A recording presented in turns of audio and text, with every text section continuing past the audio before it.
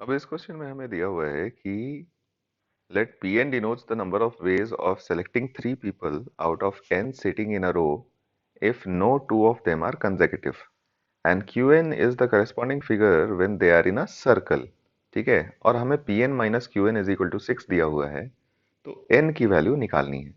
तो सबसे पहले हम लोग फोकस करेंगे Pn की वैल्यू निकालने पे। तो Pn में हमारे पास क्या है कि तीन लोगों को इस तरीके से सेलेक्ट करना है सच दैट ये कोई भी कंसेक्यूटिव नहीं होने चाहिए।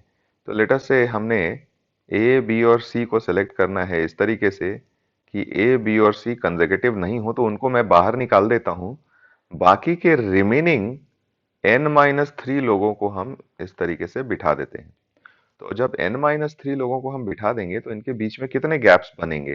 तो 1 2 3 ऐसे करके हमारे पास in total n minus two gaps बन जाएंगे इनके बीच।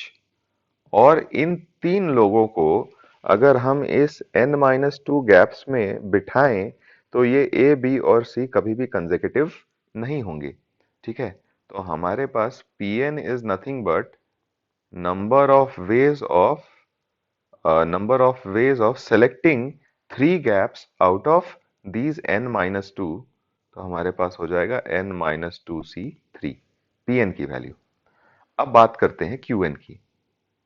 तो देखिए, सर्कल और लीनियर अरेंजमेंट में क्या डिफरेंस है कि अगर मान लीजिए ये हमारा लीनियर अरेंजमेंट है, ठीक है, और इसमें हम क्या करें, इन दोनों पॉइंट्स को ऐसे ज्वाइन कर दें, ठीक है, तो हमारे पास ये सर्कुलर अरेंजमेंट हो जाएगा। या फिर इनडायरेक्टली हम ऐसा कहें कि अगर मान लीजिए हमारे पास ये हमारा एक सर्कुलर अरेंजमेंट है, ठीक है, if this is a circular arrangement we have, और यहाँ पे हमने n लोग बिठा रखे हैं इस तरीके से, ठीक है। अब इसमें से हम कहीं एक किसी एक पॉइंट से ये कट करके, ठीक है, इसको इस तरीके से एक्सपैंड कर दें तो ये क्या बन जाएगा, एक लीनियर अरेंजमेंट बन जाएगा। तो सर्कुलर अरेंजमेंट और लीनियर अरेंजमेंट में बस एक ही डिफरेंस ये है, एक डिफरेंस ये है कि आपके पास जब ये पोर्शन कट करके आप एक्सपैंड करते हो तो ये वाला पार्ट और ये वाला पार्ट बेसिकली सेम पार्ट को रिप्रेजेंट करता है, सेम पार्ट को रिप्रेजेंट करता है।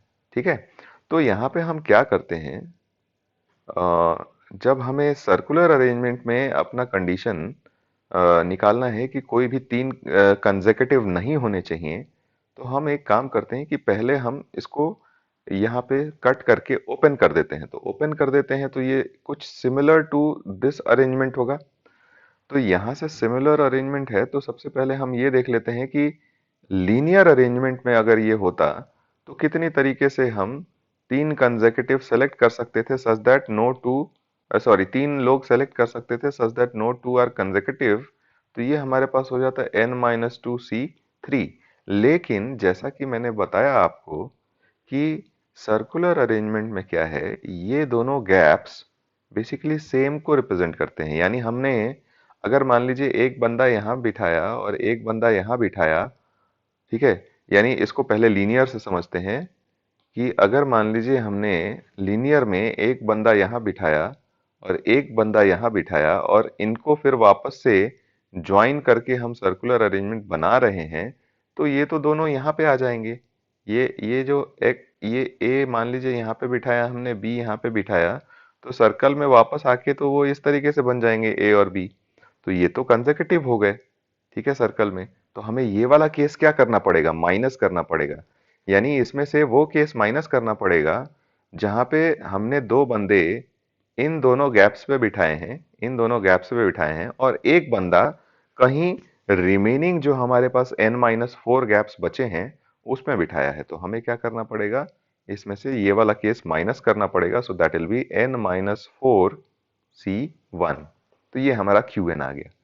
अब क्वेश्चन में प्रोवाइडेड ये है कि Pn माइनस Qn की वैल्यू इज इक्वल टू 6 दी हुई है। Pn minus Qn is equal to 6 दिया हुआ है, ठीक है।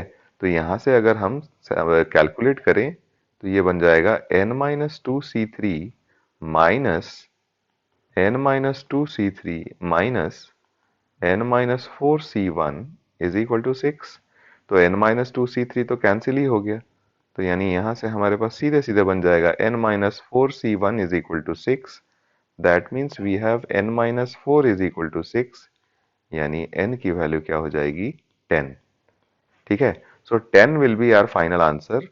तो इस क्वेश्चन का सही ऑप्शन जो हो जाएगा ऑप्शन सी हो जाएगा।